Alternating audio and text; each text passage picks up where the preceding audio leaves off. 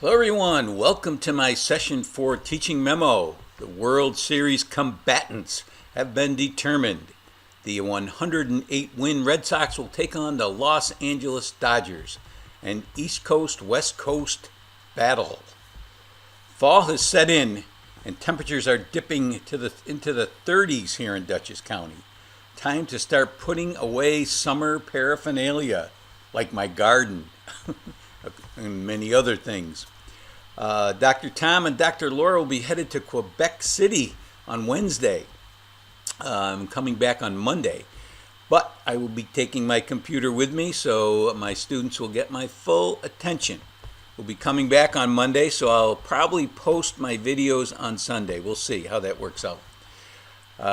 Just a note that Tom Brady is alive and well, but I'm getting a little tired of hearing the announcers every game marvel at how old he is.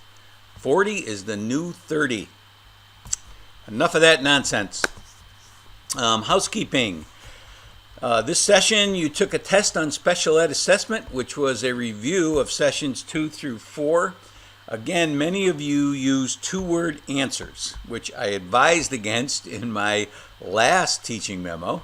If you design a fill-in-the-blank test, which all of you will do as part of your selected response test, you will see two words in brackets next to the answer blank if the answer is more than one. I have gone through most of the quizzes and given you credit if you spelled a word wrong or if you had a two-word answer but one of the words was correct. Most of you are not using the quiz discussion board, which I totally understand because it's the way it is. I've made that available in all my courses for I would say the past 6-7 years, and people just take the test, take the quiz twice, and that's fine. And then I get emails, angry emails saying, "What's the answer to this question?" Blah blah blah, and then I go back and look, and you haven't, posted anything in the quiz discussion board. So. That's your choice, and that's fine. I just want people to know one of the things that many people answered incorrectly was question number 1, which was what is the name of the special ed law, which formerly was 94-142. And many of you put EAHCA, which was the Education for All Handicapped Children Act, which was changed in 1990, so that was 28 years ago. The Education for All Handicapped Children Act was changed to IDEA, which was changed to something else, which you can find in Cohen and Spencer, Chapter 1. That slipped. I've graded several DEJs. I was impressed with the depth of most of them and the conversational style of your writing. I encountered many that were over the 5 pages, which I would consider enough. Yet, if you feel the need to write more, please do. Some of you reacted extensively to each quote you put in. I would say the average so far is about 6 pages, but the number of pages doesn't matter. It's the quantity and the quality and the writing style that matter. Just another reminder, please upload your written assignments, including the DEJ, as a Word document or PDF file.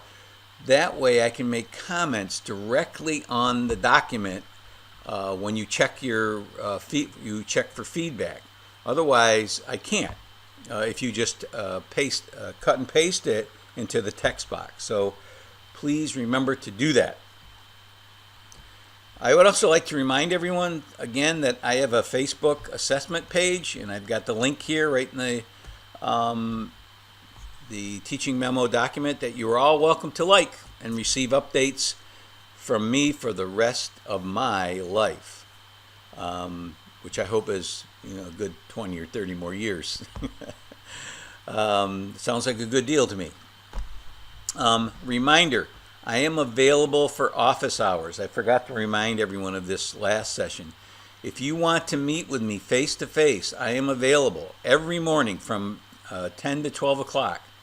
And I'm available most evenings from 7 to 9. So please if you want to meet with me face-to-face, text me and say, Dr. Tom, I'd like to meet with you on Tuesday night at 10 o'clock, or Monday night at 10 o'clock. Wednesday night I'll be on the road, so I won't be able to meet with you this Wednesday. But we can Zoom meeting face-to-face. Of course, you can always use Remind. You can text message me by phone. Just make sure you give me your name, because I don't have your phone number in my contact list. So if you text me, leave your name there at the end of your text message. Or you can email me. As most of you know that have emailed me, I respond almost immediately. So let's talk about the big ideas. This last session was on observation. We did not have a discussion board on the process, but I added a detailed matching part just to get you into the readings on observation. Many of you will write lesson plans for your classroom or for your EdTPA assessment, where you will use observation as your primary form of formative assessment, walking around. You need to know that there are formal ways of collecting data to inform your instruction. Just walking around and watching is not always an accurate approach. The favorite intervention discussion board is one of my favorites because I get to see all of you. I'm afraid after the response this semester that I may have to exclude it because it's just too much work. If you feel that way, there will be a course evaluation in the next, I don't think it's in this session, but the session after this, a mid-course evaluation where you can give me feedback, anonymous feedback. And if you think there was just too much in this session, let me know and tell me which of the two you think I should eliminate. I mean, I think I should eliminate the video portion because the DEJ is very extensive. It gets you really into the text and gets you to work to react to the big ideas and make connections. The favorite intervention is just like, these are strategies that you can share with each other that you can use in your classroom right now. So I'm torn. So let me know if you think I should eliminate one or the other or neither. I won't eliminate both.